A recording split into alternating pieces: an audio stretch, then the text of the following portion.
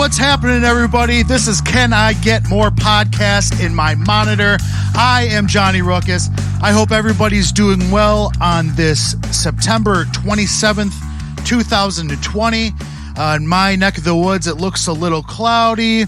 It's decent outside, but just a little cloudy, a little dreary, little depressing. But oh well, you know, such is life sometimes, especially with I suppose for what's happening now in the world, it being a little dreary outside is the least of the worries, and also, I guess, apropos, or whatever the word is. So I hope everybody's doing well. Let's have a little bit of fun today. First, I want to talk about the UFC. I got to get it out of the way. We had a great card last night. I'm actually going to pull it up this time, not like the last time I talked about the UFC. Let's see here. Not a whole bunch to note on the prelims. I didn't get to watch all of them. I caught the Diego Sanchez, Jake Matthews fight. I don't know what to say about Diego Sanchez anymore. I don't know if it's I think he's lost his marbles. The trainer, yoga, whatever guy that he has training him, who doesn't know anything about fighting, he looked bad. You know, it is what it is, but I mean, he didn't look like he had much musculature anymore. Look at me using big words on a Sunday morning. He looks slow. I mean, he's getting up there in age, especially for a fighter. He won UFC Ultimate Fighter, the Ultimate Fighter Season 1. You know, so he's been in the game a long time, but Jake Matthews was just too fast, too powerful. Diego was like 5 steps behind. He got cut open real good, and then in the third round, he just got beaten down. He's tough. He's tough as shit, but I don't know. I mean, obviously, I don't know what it is to fight for a living, but I think he might need to hang him up. I don't know. Not up to me, obviously. Okay, then the next whatever you call it, the main event of the prelim card was Brad Riddell versus Alex DeSalvo. I murdered it. I'm sorry. That was a really good fight. I think De Silva came out strong, and I think he kind of busted it a little bit. I think he ran out of gas kind of quick. He didn't gas himself completely, but he came out really strong, and I think he won that first round, or most of it. And then Brad Riddell, with his power and strength, just kind of overwhelmed him, meaning Alex De Silva, and he got the decision win. I'm sure it was a majority. I don't see why it would not be. So those are pretty good fights. Well, the Diego Sanchez fight was not very good, but the Brad Riddle and Alex De Silva fight was a very good fight. Obviously, tough dudes. You know, you can't do that stuff without being tough. Then the main card. Oh man, I am gonna murder these names. Hakeem. I'm just gonna say Hakeem, Canadian. Dawodo. Zubaria Tuko. Oh man, I murdered him. Screw it. That was a pretty good fight. Tukagov missed weight by like 4 pounds or something like that. That's pretty funky. It happens, but that's a lot of weight to miss by. It really is. You know, shit happens. They fought. Hakeem, hats off to him for taking the fight and winning. There were times where Tukagov had him on the heels, and he was able to fight back, meaning Hakeem, and he won by decision. So good for him. Ketlin Vejeda versus Sijara Eubanks. That was a very, very good fight. Back and forth. Ketlin Vejeda was the bigger woman. Eubanks struggled to get on the inside to try to get solid punches and stuff like that. Solid connections. Vejeda was just bigger, stronger. But it was a very good fight. It was super action-packed. They went for it, and it was a lot of fun. So hats off to those ladies. Kai Kara-France versus Brandon Royval. Jeez. This was chaos as soon as the bell rang, or whatever you call it. They touched gloves, and they went to war. Both of them had each other hurt in the first round. Kai Kara-France hit him with I think it was a left hook or something like that. And then all of a sudden, Brandon Royval hit Kai with a spinning back elbow. So they were both loopy. And then early in second round, Brandon Royval got the guillotine choke on Kai Kara-France. And that was all she wrote. That was exciting. That was real exciting. Brandon Royval in I think it's his second UFC fight, really brought the heat on that. So the co-main event for the light heavyweight championship that Jon Jones vacated to move to heavyweight. Dominic Reyes, who took Jones to the limit against Jan Blachowicz, veteran in the game by far. I had Reyes taking this. I really thought so, but Jan Blachowicz controlled Reyes, didn't go for his feints, and rocked him and put him out in the first round. It's second round. I'm sorry, early in the second round. Early in the second round? No, I don't know. In the second round. Late second round, I believe. Put him out, and Jan Blachowicz, Polish Power, is the new lightweight champion. I'm not real positive of who's going to be next for him. I know he called out Jon Jones, but it's like, I get it. Jon Jones has moved on, obviously. So it is what it is. But congratulations to Jan Blachowicz. The main event saw Israel Adesanya versus Paulo Costa. Two undefeated fighters. The precision and speed of Adesanya versus the brute strength and toughness of Paulo Costa. Who would come out the victor? I'm a Israel Adesanya fan. I have been for a long time. I actually don't know a whole lot about Paulo Costa. I watched some of his fights leading up to this. And, he's impressive. He's a tough guy. Seemed to be a little one-dimensional, but I think when he was on when he was on The Ultimate Fighter, he was more of a grappler, and he gassed and he lost. That's not a professional fight. It's an amateur fight, they call that. But nonetheless, he still lost. So he really just wanted to crack. He's a giant man, It's weird. It's strange to see how he is able to make 185. But I was nervous. I'm an Israel Adesanya fan. I was nervous. I was rooting for him, but anything can happen. But Israel barely got hit. He put on a master class of striking and moving, and he beat the absolute shit out of Paulo Costa's left leg, his lead leg, almost instantly. He had bruising all up and down his leg within the first 2 minutes of the fight. Israel chopped him down, caught him with a left hook that looked like it barely grazed his temple, but it hit him right in the temple. And that's all it takes. Obviously it doesn't take a whole lot. And that was it. He put him down. Looks like he humped his back because all the shit talking that Paulo Costa was doing, they were real brutal to each other. But Israel put him down. handed Paulo Costa his first loss. He is a good fighter.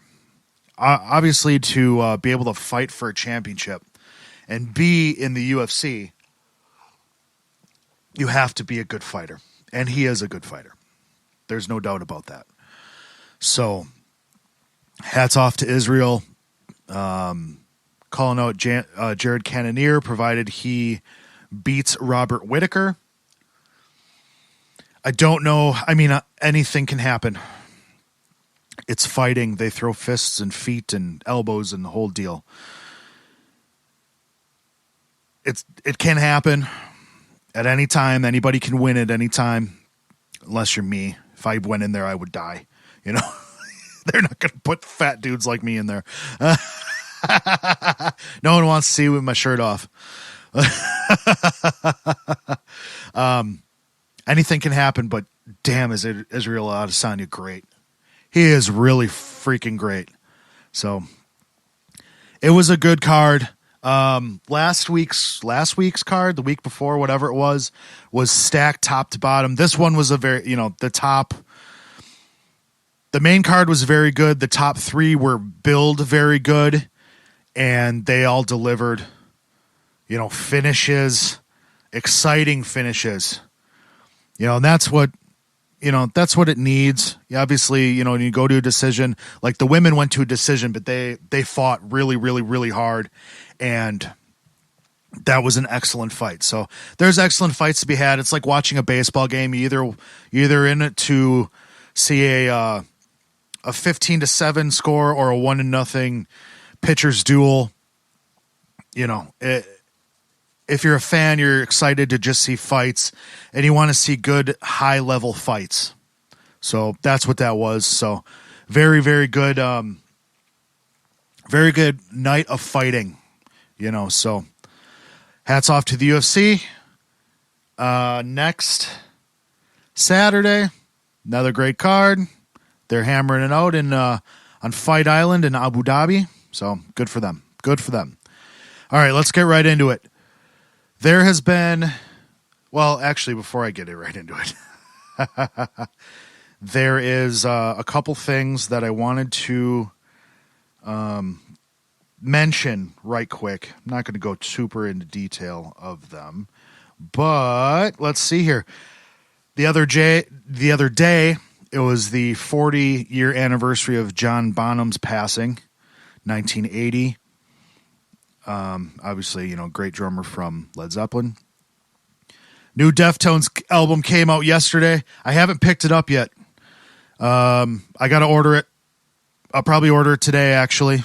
Sunday, the 27th of September. Came out Friday. So I'm super excited to hear that. I'm obviously a giant Deftones fan.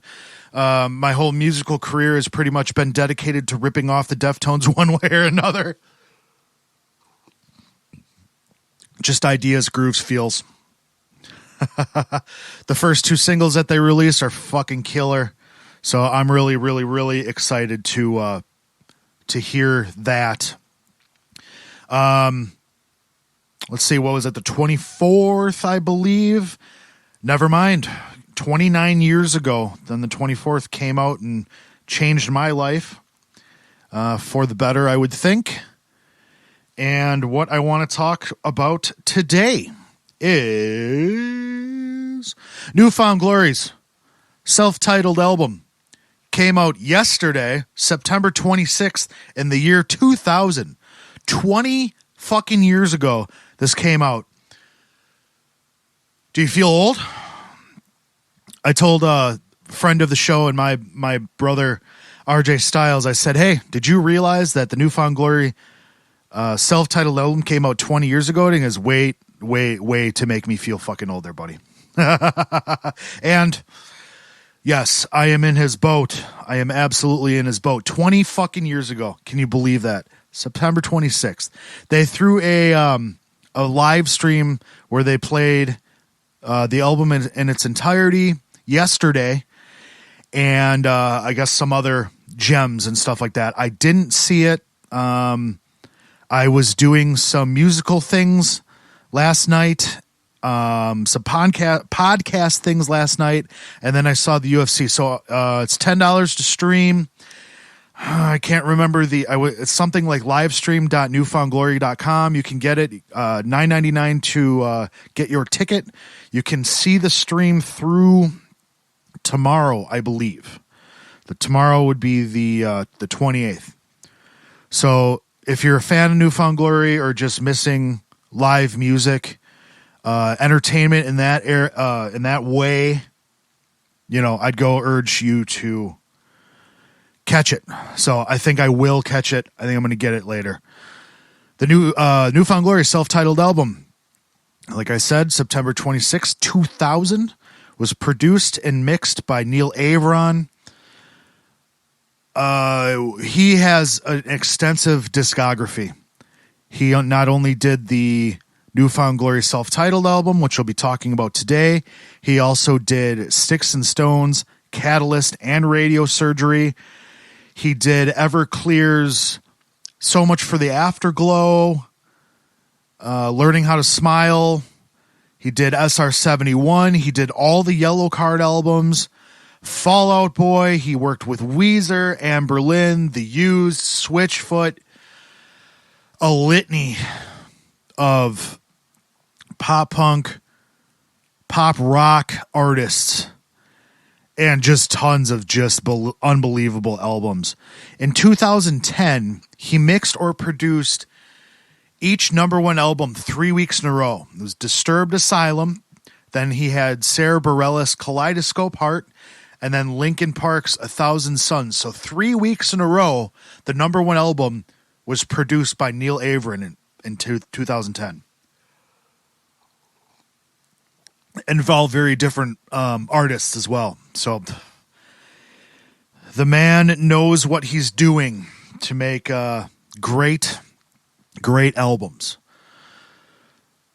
The self-titled album, Newfound Glory, was certified gold. That means 500,000 copies when albums actually were sold. I'm actually not real sure how they do that with streaming stuff or digital downloads. Anyways, listening, you want to comment on the Twitch stream or whatever, I am live on the Twitch ski. Obviously, if you're watching, you know that. And if you're not watching, comment on the YouTube when it goes up.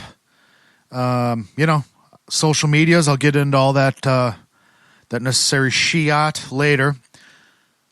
But that means album certified gold means it was sold. It sold 500,000 copies. Actually, Sticks and Stones just got certified platinum not that long ago. Which that came out a while ago too.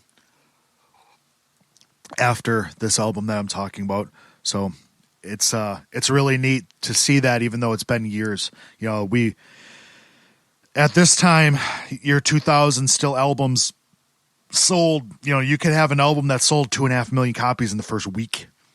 Obviously that doesn't happen really anymore. As far as albums, downloads, stuff like that, I'm sure, but as far as albums, a very different time. I'm old. Deal with it. Chad Gilbert said that they tried to merge like New York hardcore and West Coast punk sounds. That was their main influence. They're a bunch of hardcore kids that also loved the skate punky kind of sounds of the West Coast. If that makes any sense. What would happen typically in their songwriting would be Chad Gilbert would come up with riffs and a general outline for the song. Then he'd share it with the others. Then all of them together would structure the songs. And then Jordan Pundink and Steve Klein would collaborate on vocals and melodies and all that kind of stuff. On this album, which is kind of pop punk staples, they tackled subjects like growing up, relationships, and life moving forward. You think about it now, if you're an adult, 20 years later, I'm like, well, obviously that's kid stuff, but they were by and large kids when they wrote this album. I think they're about my age, somewhere in my age group. I'm 38, and they're somewhere in the same range. So this all makes sense. So when this had come out, I was in the same kind of boat, So here we go. We're going to get into it. Better Off Dead is the first song, and it starts out super fast and aggressive. There's up-tempo guitar work. This is definitely like an ode to their roots, and Chad Gilbert was deliberate in that fact. He felt he needed to make that statement right out of the gate. This to me sounds like it's like a shitty relationship, and you feel the need to have to move forward from it, move on from it. Great guitar work on this song for sure. I do want to talk about the setups a little bit later, but I'll do that after I go through the songs here. One of my favorite lines through this song is, "I'm leaving you tomorrow, but she already left. She already left me." So the woman was proclaiming that she was going to give him the heads up that she's leaving tomorrow, but either literally or figuratively, she's already gone. She's already punched out out of the relationship. She's gone. She's moving forward, and the subject of the song is, kind of hanging there, holding the bag. I guess really, Next song, "Dressed to Kill." Great song. Obviously poppy, catchy. It's pop punk. It's going to be those things, and this is like the antithesis of what a pop punk song is. The song's about being on tour and being away from your, significant other or, whatever. In the music video, Rachel Lee Cook, she was in Josie and the Pussycats, lots of, other songs, movies and stuff in the late 90s.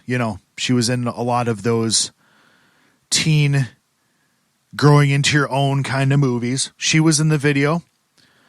It features typical pop punk kind of verses with the palm muting and stuff like that. It's a staple, and if you're a fan of the genre, you know what I'm talking about. Blink-182, same thing. You name it, it's there. Great lead riff to the song. I really love the lead riff. The riffs for this whole album are great. The breakdown riff, whoo-wee. Oh, that's good. That's good stuff, man. And my favorite part, the line, whatever, it's the chorus. "I can't dream anymore since you left. I miss you singing me to sleep. I can't wake anymore in your arms. I miss you singing me to sleep."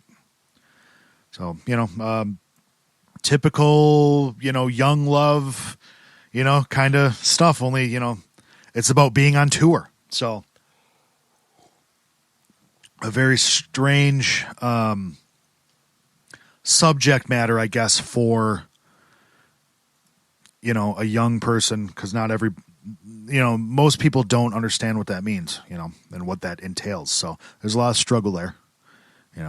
Next song is called "Sincerely Me." It actually starts out with a bass intro, and then the vocals come in, drums, they all build on there.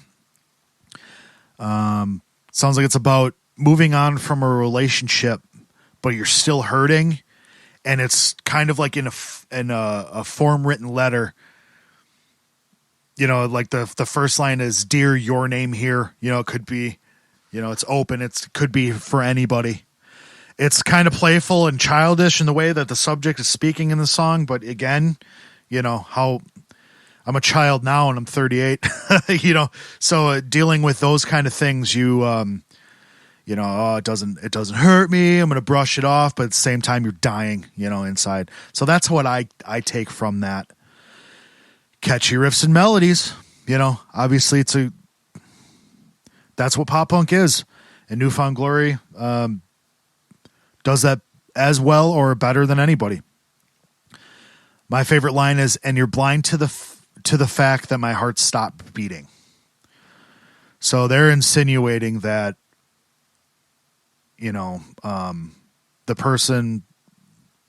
the other person in the relationship doesn't even notice that the person is, hurt, dying, quote unquote, So the next song is Hit or Miss. This was the first song that was released. This was actually on their previous release of Nothing Gold Can Stay. That was their self-release. There wasn't a major label release. This was the self-titled here was their first major label release.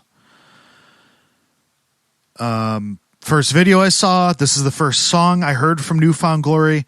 I'm not sure exactly when the video came out, but I know I saw it on MTV, probably MTV2. It was one of those. Caught me right away. It was a fun video. They seemed really entertaining. Seemed like cool dudes, that you could hang with, and the music was awesome.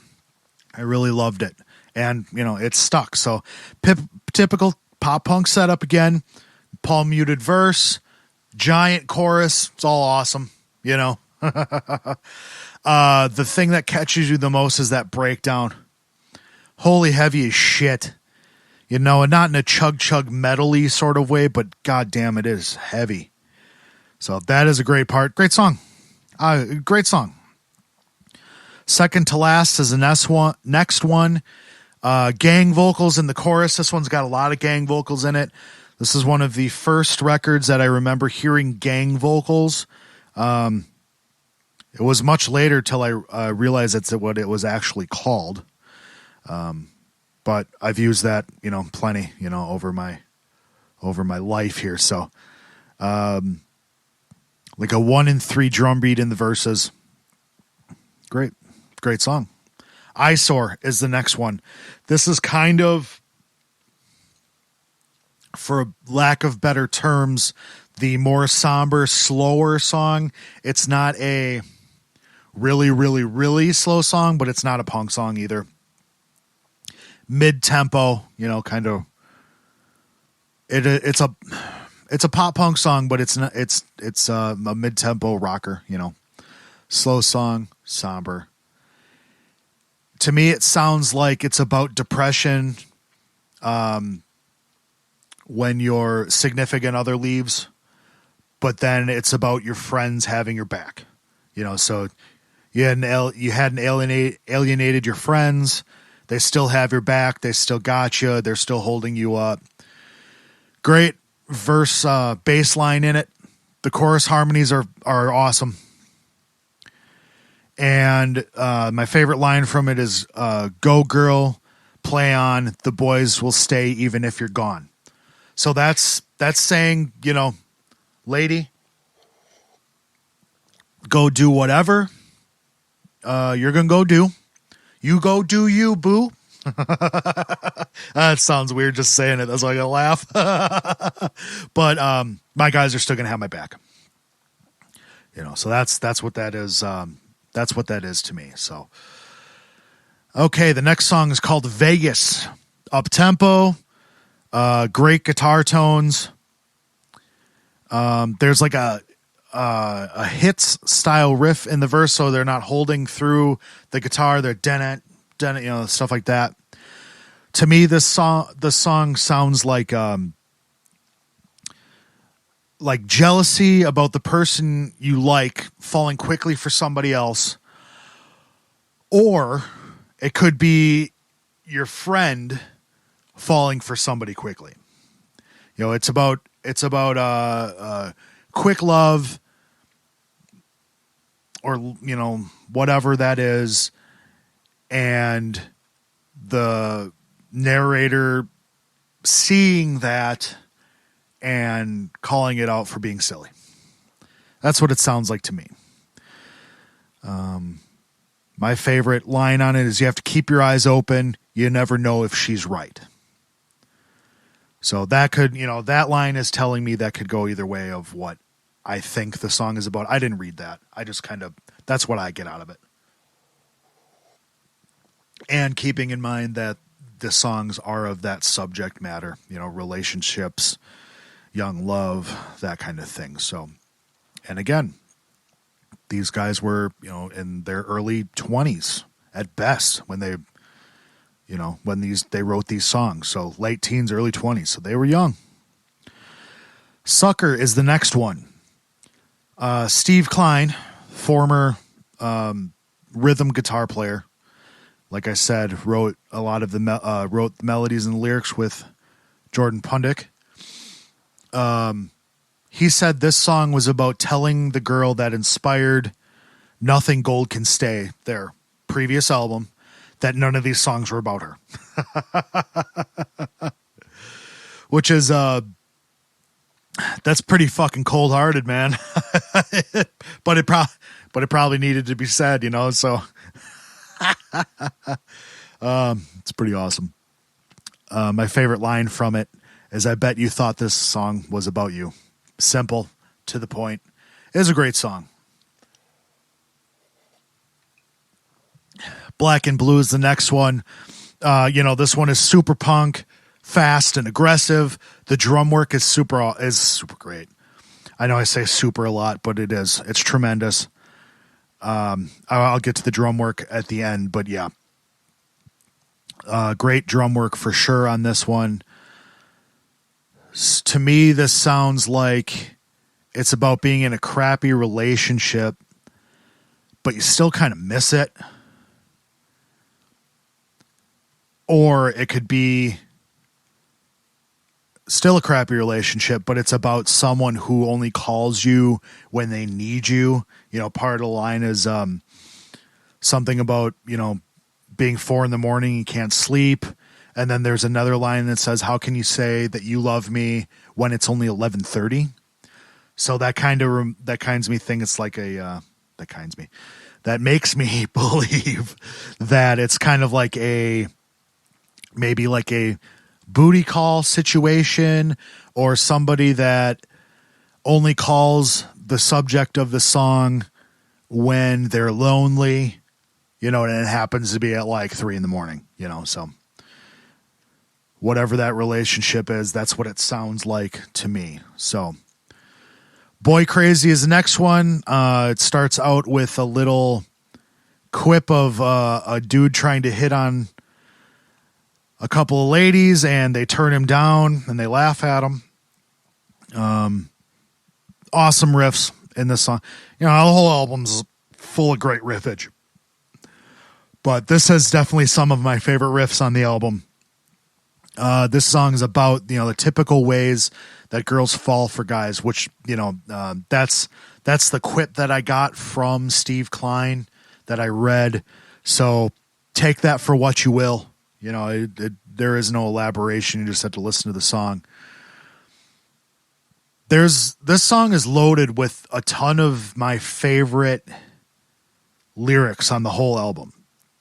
I'm not much of a lyric guy, but when you write catchy stuff and they're great, you got to listen to them. This is one of the songs that catches me at every turn. The riffs, the performance, the lyrics, the whole thing. Like I said, loaded with a bunch of my favorite lyrics. This is just one of my favorite songs on the album, as well as from New Found Glory. Great breakdown. Super sick breakdown. There's some favorite lyrics here. Then they target you with their eyes and move with their lips, and it pulls you in. And also, this song goes out to the girls. This is the chorus. This song goes out to the girls that we haven't met yet. This song is for stupid girls who think that every boy is all about them. So, All About Her is the next song. This is one of my favorite riffs, another one of my favorite New Found Glory songs. It's pretty straightforward. It's all about her. It's all about a lady. A lady. Great harmonies in the chorus. They like these big drum hits in the verses. Great drum performance. Another great drum performance from Cyrus Belushi. He's just a great drummer, period, Line from this one: sing about her. She knows I care about her. She said, be gentle, boy. You show a lack of character. And then, they were always really good at writing like album ending songs. And this song, it would be a great ender if they hadn't wrote Ballad for the Lost Romantics. Ballad for the Lost Romantics is absolutely one of my favorite New Found Glory songs, like top 5, top 3, probably for sure. Somewhere in there.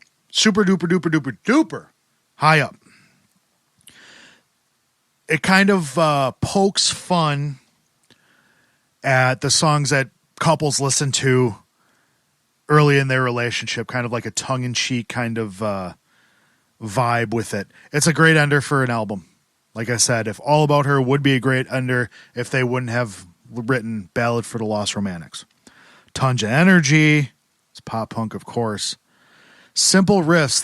This song isn't full of real difficult, real crazy riffs, but it's a great performance and a great... it's put together excellently. The chorus is super sick, super catchy. Here's to us fools that have no meaning. I tip my glass to you.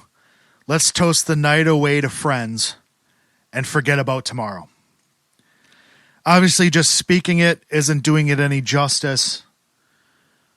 But when you add gang vocals like they do in the last chorus, it's great. I wish I could play it, but I'll just have to talk about it. I'm not going to sing it.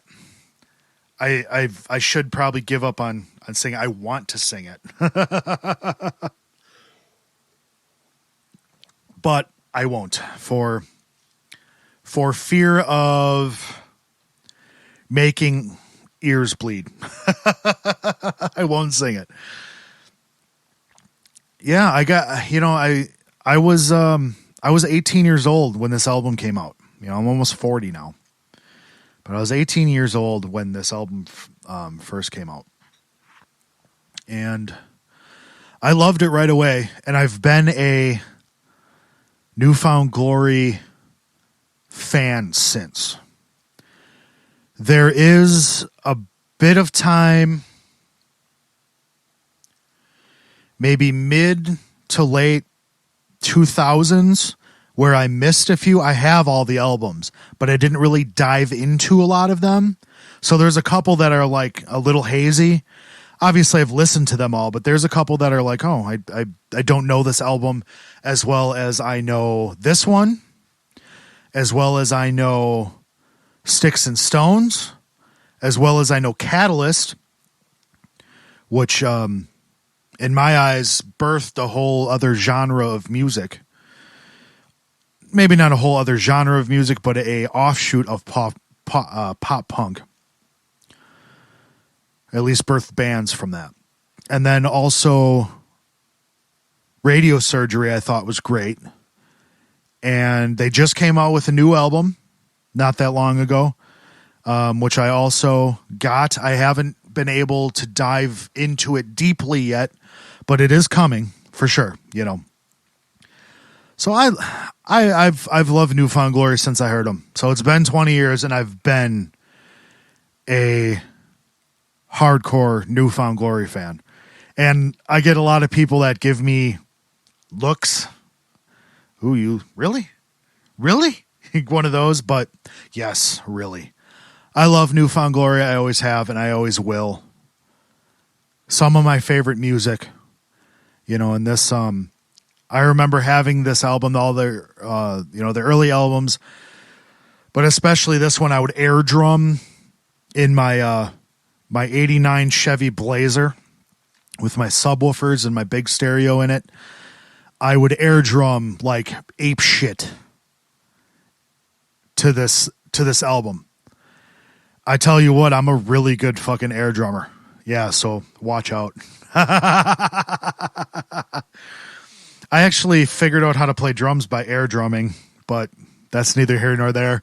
Doesn't mean I was a great drummer by any stretch, but I learned a lot from air drumming. So this was one of the albums that I air drummed to so much.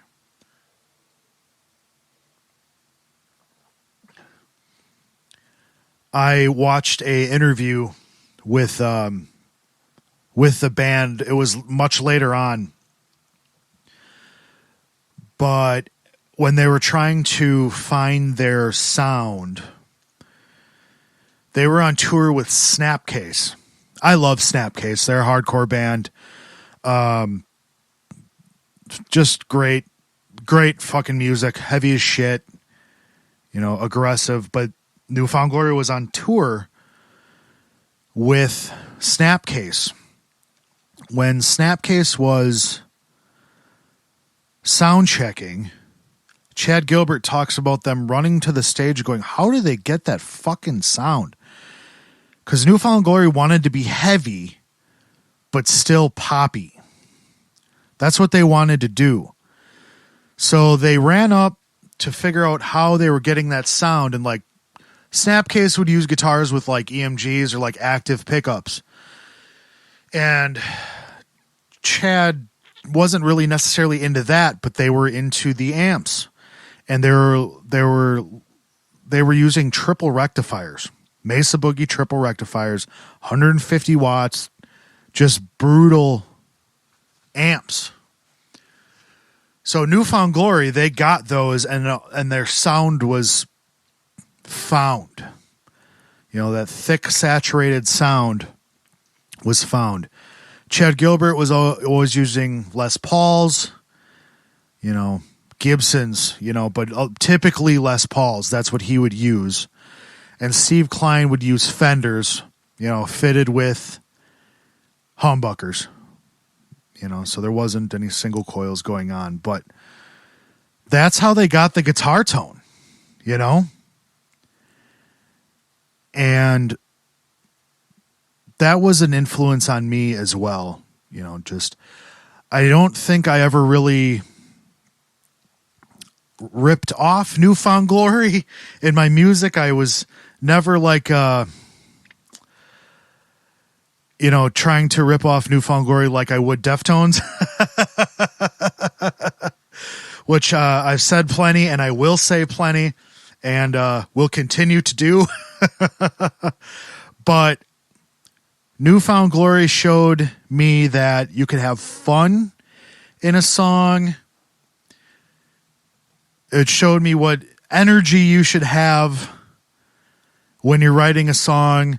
Also, when you watch them live, they're crazy and sweaty and they're running around and just being New Found Glory. So as much as I feel old talking about New Found Glory's self-titled album, 20 years, in the making, it's great, actually, the date that this turns out, that they just celebrated release yesterday, 20 years, So that makes me happy and feel old, but I listen to it today and I still feel the same way that I did when I listened to it when I was 18. And that's a good thing. That's a real good thing. I think that's awesome. So I guess what I'm going to, what I'll say here is, I'll raise my Hogwarts business here and go, here's to us fools that have no meaning. I tip my glass to you. Let's toast the night away to friends and forget about tomorrow.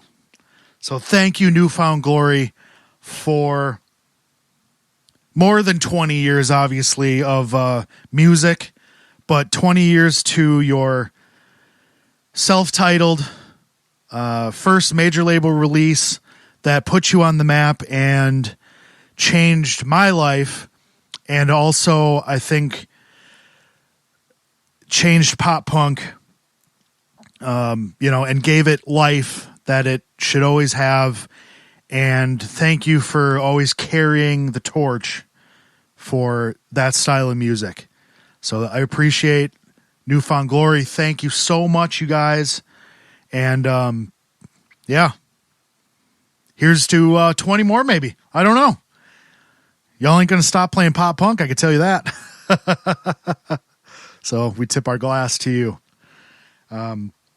Thanks everybody for listening, watching, however you get the podcast.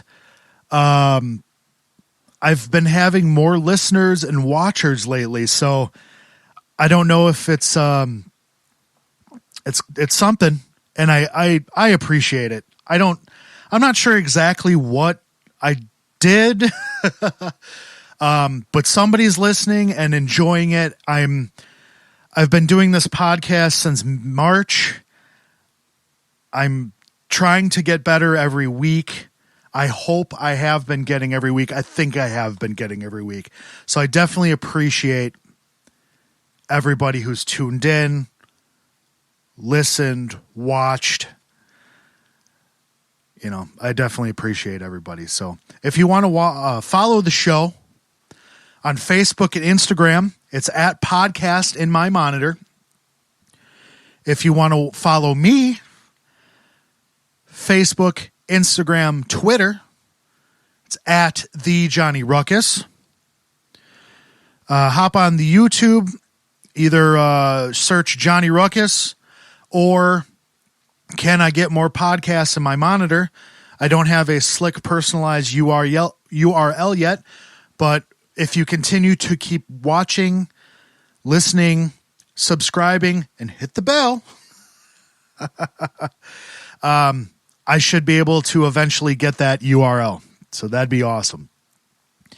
The podcast is on all sorts of platforms: Apple Podcasts, Google Podcasts, Spotify, on the new launched Amazon podcast, which there's a lot of people that have been tuning in on that, and I definitely appreciate that. Thank you so much. And then anywhere else that you get your podcasts. So go to anchor.fm/podcasts in my monitor, and you can get links to everywhere that you get your podcasts. So again, thank you everybody for listening, watching, whatever you do.